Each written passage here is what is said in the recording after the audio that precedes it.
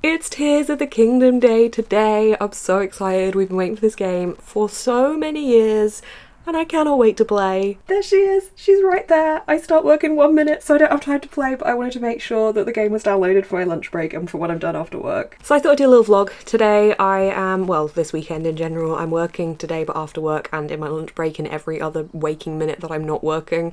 I'm probably going to be playing Tears of the Kingdom, however I do need to finish my book. I am at the Bath Literature Festival tomorrow, which is going to be really good fun. I'm going to loads of the events. I've been invited along, so that's going to be a really cool event to go to. And then on Sunday I am going to read some more and probably play more Tears of the Kingdom, which will surprise absolutely nobody.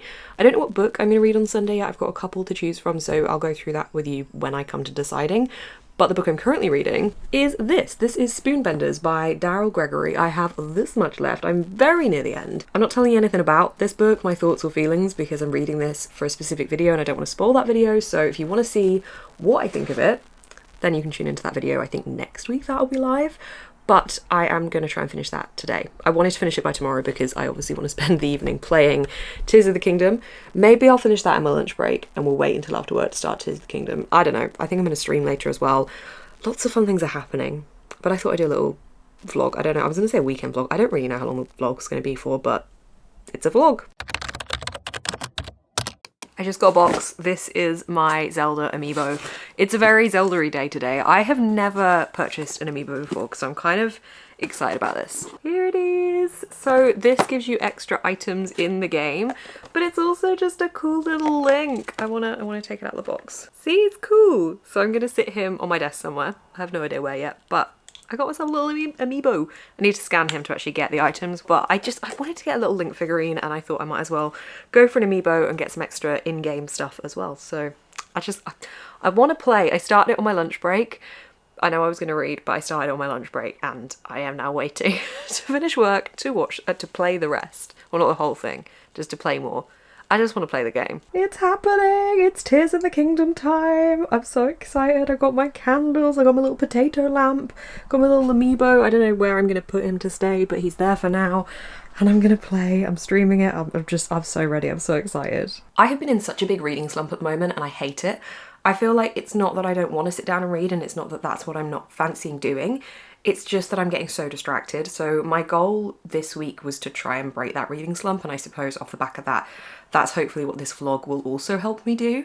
And I sat down and read Spoonbenders in 3 to 4 days this week, and I have finished it last night. I'm not going to tell you any of my thoughts and feelings because I don't want to ruin the vlog that I was reading it for, but that vlog I think will be live next weekend if you're watching this the day it comes out.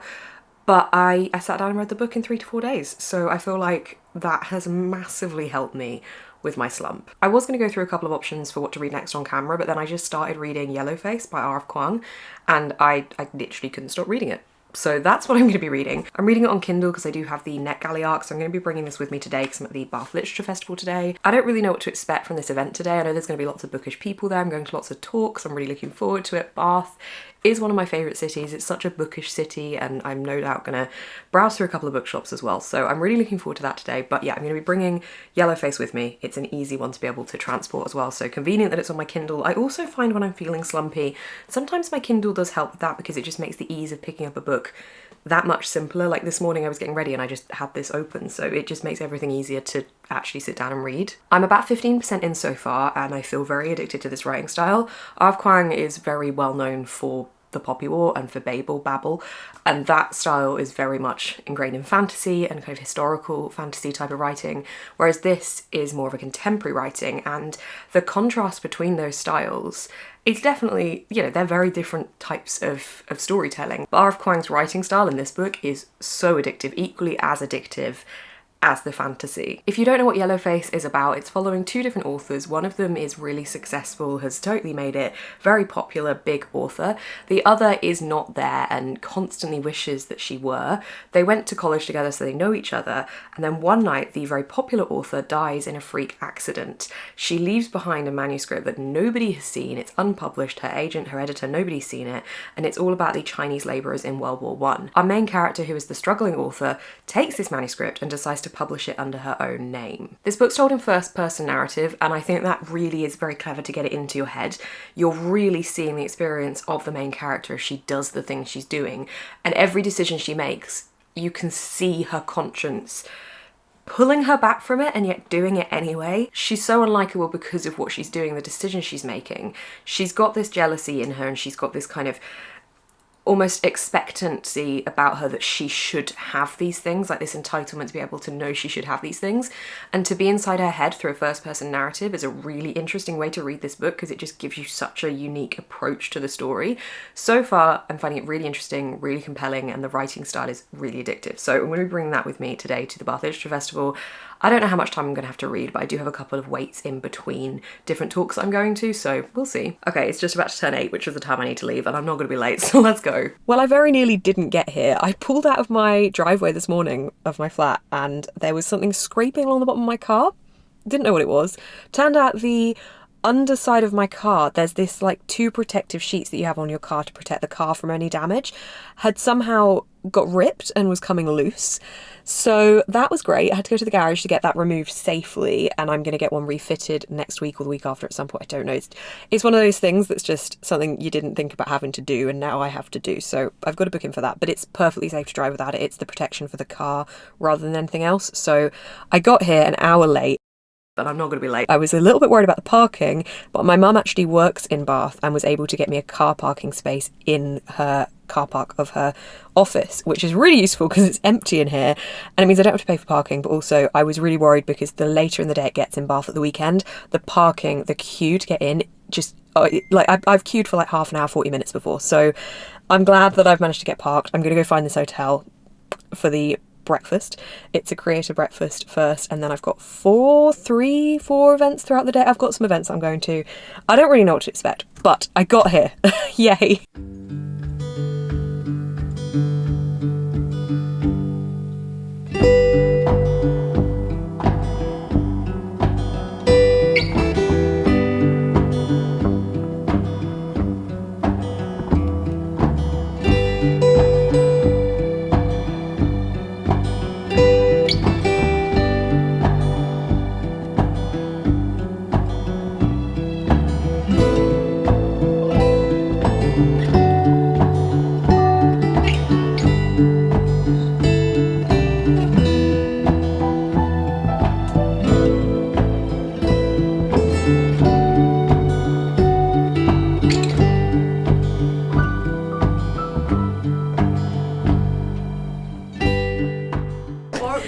Unless you just do pounds. So unless you just yeah, and I pop it into like that. Guys, what are you doing here? And then pull back. This is an actual transaction of Gwen and Art are not in love. And then I'll push it away. A real transaction. And then I'll push it away plus, and then I'll put the thing back on here, and then. I can't see what that's So I need to be facing this way, so then the camera's going like that. I'm gonna give you a heart because it's so good. Just like. Good job, guys. Good job.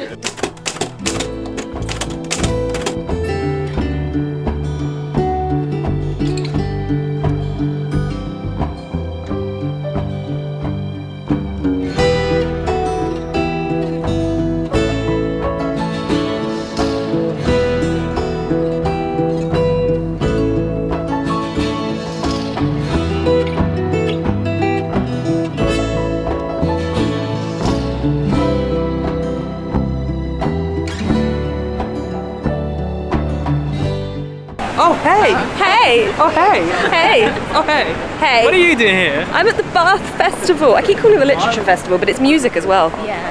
I'm at the Bath Festival. Lovely people. Here are their handles on Tick the Talk. On the ticket. Come to the Bath Literature Convention, they said. Play Zelda, they said. Priorities, okay? I just fought a little frog thing, and it started like when you hit it and it dies, its limp body just lays there. And she was like, "Oh, watch it! It'll turn into a little thing." And the limp body just floated. I'm loving this. Happening. This is so much fun. I'm glad you're happy. Bye, guys. Aw. Bye.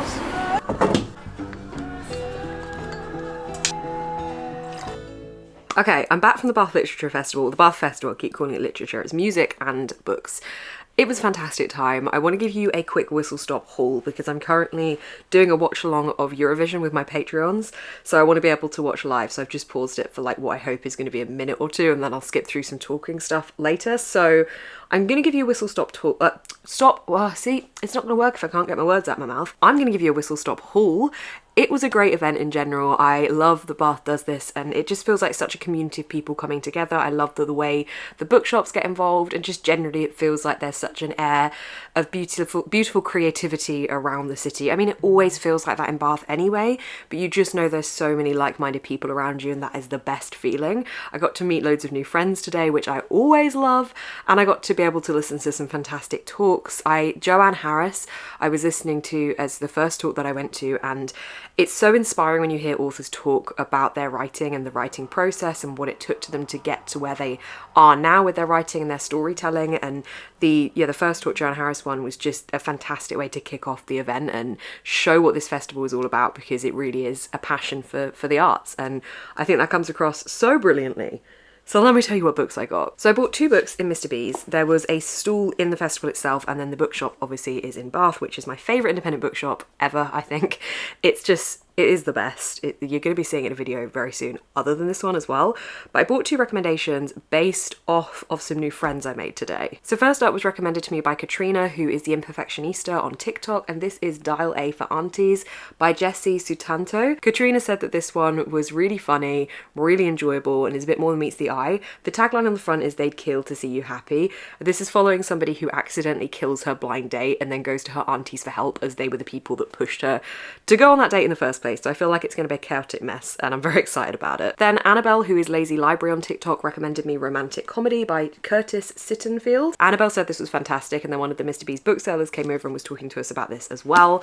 So I picked it up. Apparently it is much more than the title, just romantic comedy, would suggest. I've forgotten the exact details, so I'm going to use the blurb to help me with this one, but this is following somebody who is a successful scriptwriter for a late night TV comedy show and has long since abandoned the search for love. Her friend and fellow writer begins to date a glamorous actress. He joins the growing club of interesting but average-looking men who get romantically involved with beautiful, accomplished women. Sally channels her annoyance into a sketch poking fun at this social rule, because after all, the reverse never happens for women. Then Sally meets Noah, a pop idol with a reputation for dating models.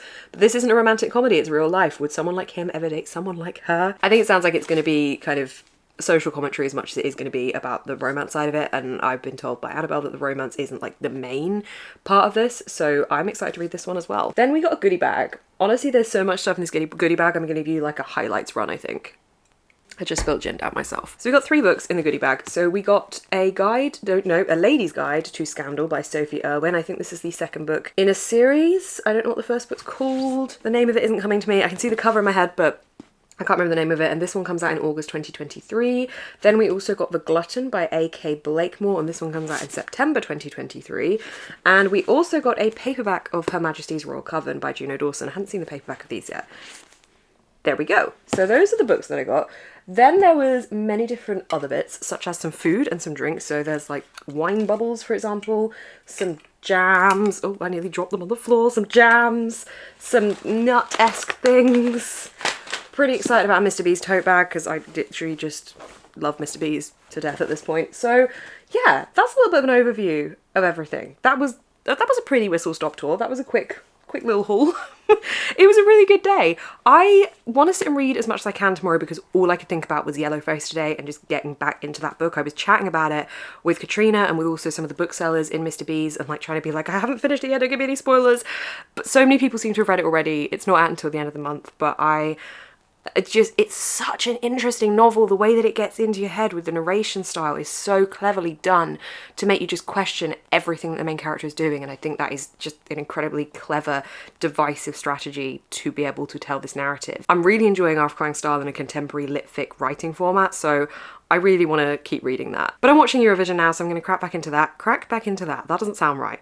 I don't think that's right, but I'm going to continue watching Eurovision. I have my gin. Cheers. And then yeah, tomorrow I want to sit and read as much as I can, but I also want to go on a really big walk, because I think it's going to be relatively nice weather, and now we are getting away from the rainy days. I want to utilize the sun, or just generally the not rain, as much as I possibly can. So that is also the plan. And I want to play some Zelda. I feel like this is a very Zelda-y vlog, so if you don't like Zelda, I apologize.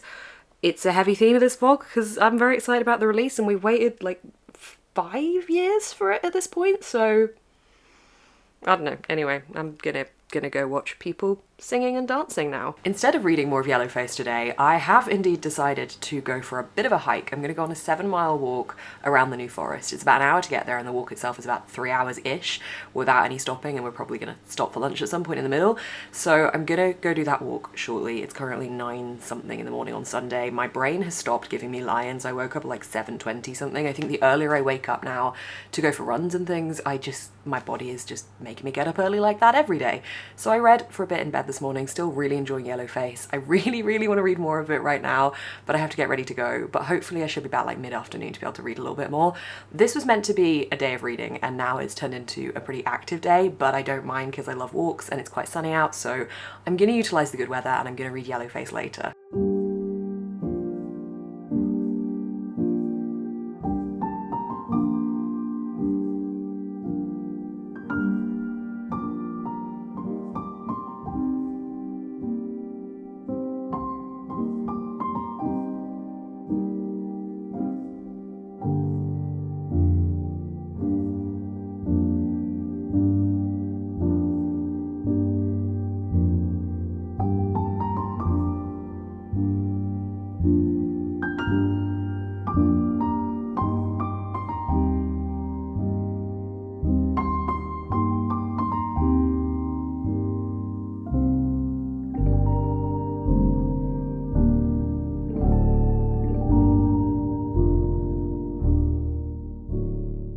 It's currently open door season and the flies that go on this yellow wall, there's a lot of them. Anyway, hi, it's currently Tuesday. I am doing some sprints with my patrons tonight, so read some more of Yellowface. I have not read a great deal more since I spoke to you last because I've ended up having a really busy, hectic couple of days in a good way, but I haven't really had much time to just sit down and read. So that is what tonight is all about. We are in the middle of our first sprint, so I just had some dinner, watched some of Behind the Covers, which I am really behind on.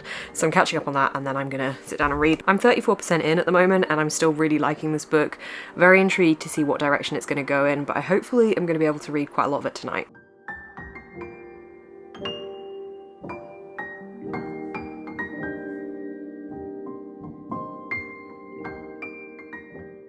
Okay, here's the thing. I fully intended to finish Yellowface today because I've started another reading vlog today for another book that I need to start for that reading vlog.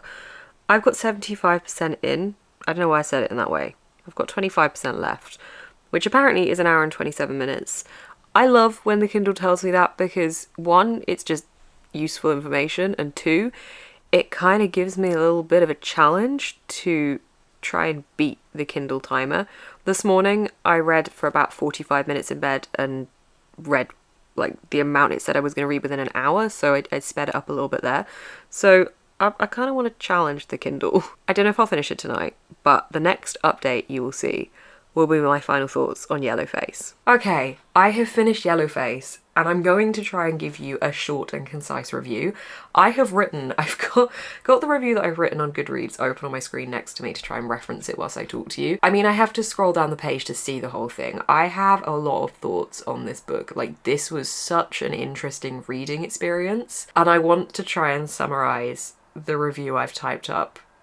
I don't know how well that's gonna go, but I'm going to attempt it. Here goes. Yellowface is a brilliant novel that is centred around the pressures of the publishing industry, plagiarism, racism, and the pressures of the online/social media community. This is tackled by R.F. Kuang in a contemporary lit fic style, so this is very different to fantasy writing that we've seen from Kuang in the past, with The Poppy War and Babel. The Poppy War is one of my favourite books, so I was really interested to see how this style would transfer to contemporary lit fic, and I think that Kuang did a fantastic job. I felt compelled, I felt hooked, I felt very addicted, and I really wanted to sit down and read this book. I know I've already talked about the first person narrative and how clever I think that is, but I think that is one of the overriding highlights of this book for me. We are in the main character's head, but the main character is the antagonist, not the protagonist of this story. There are a lot of very interesting characters written about here and a lot of characters that are quite unlikable, but we are following June, who has stolen the manuscript from Athena, who is a very popular published Chinese-American author who has written the basis of a book about Chinese labourers in World War One, and June steals this book after Athena dies in a freak accident. There's a lot of question in this book around whether June actually wrote this book in the public eye or not, because she gets it published and it's very popular. People are starting to question it because they can see the links with Athena, and June is very much under the pressure of trying to write more and trying to prove herself that she did write this, even though we, the author, the reader, we're not the author, we, the reader, knows that she did not. The fact that we're in June's head is just incredibly clever, because we are seeing everything from a very unreliable narrator, but it feels like we're just being swept away with this story with her, and you are getting completely up in her emotions whilst also knowing what she's doing is wrong. She's unlikable, she's very entitled, and she just expects things to be given to her. And following that kind of a character is a really interesting narrative decision. I usually have to like at least one character in a book to enjoy the book, and I don't really think I did in this. I did like Athena's mum, but she wasn't in it all that much, but I did like her. But Athena was not all that likeable either, and June definitely isn't. June just is very bitter as well and very jealous. When you're in someone's head like that, it's an unpleasant environment to be in, so I think R.F. Kuang did a really fantastic job of carving a place that we as the reader didn't want to sit in, but also couldn't look away from. June plays the victim card a lot throughout this book, and it's what I found most interesting about her as well, is that she never attempted redemption. She knew to start with what she was doing was wrong. She had the conscience there, she was self-aware, but as the book goes on, you just kind of lose that from her, and she digs this hole further and further, and she's just throwing herself into this with the plagiarism, with racism, with stereotyping. She's just not a good person. The way I kind of see her in my head is when there is a villain in a superhero film and they're going towards the final battle and they just get hit down with all these bits of debris, with all these bullets and all these weapons, and they just don't stay down, they just keep coming. And that was June. June just would not quit. Sorry, there's someone emptying bins outside at the moment if you can hear background noise. I think there's a question actually as to who the main character is in this book, to be honest, because June is the person that we're following, but June very much shapes this narrative around Athena, and every decision she makes we're kind of mentioning Athena and we're looking at Athena in some way. So I think Athena definitely plays a massive role in this book even after her death. I think June very much expects everything to be handed to her, and when things don't go her way she's so confused, and everything she thinks she's doing it for the right reasons, which she just isn't. In fact, what she's doing is just trying to profit for her own reputation and trying to appease her own conscience, and doing it for the wrong reasons and just doing it for herself. And again, all of this just contributes to making her so dislikable, such an interesting character to follow, and really intriguing to be stuck in the head of. The only reason I didn't give this book the full 5 stars is because I felt like at times it became a bit repetitive. There's a lot of conversation here about the discourse on social media, about cancel culture, and we see examples of tweets and social media posts. Those are done really realistically. Like, you could go onto Twitter and see conversations that R.F. Kuang has written in this book. Like, it feels very real, but I think at times some of those conversations felt very repetitive, and I think that slowed the pacing down for me a little bit. I can understand why they were repetitive, because I think that did serve to kind of further the overall storyline and push this pressure that was building. But for me, it did just slow it down a little bit, which is why I didn't quite get the full 5 stars. But I did really enjoy this book. I gave it 4.5 out of 5 stars. I am really glad that I've read it. I'm really excited to be able to go to Hail Festival at the end of the month and see R.F. Kuang talk about Yellowface. I think that's going to be fantastic. So if you are thinking about picking this book up, I would highly advise it. It's a great jump into contemporary lit fic for R.F. Kuang, and I really can't wait to see if we get anything more in this genre from Kuang's writing. I'm going to wrap this vlog up here. It seems fitting given that I finished this book. I didn't really have an end date for this vlog, so thank you so much for watching. I will see you in the next one.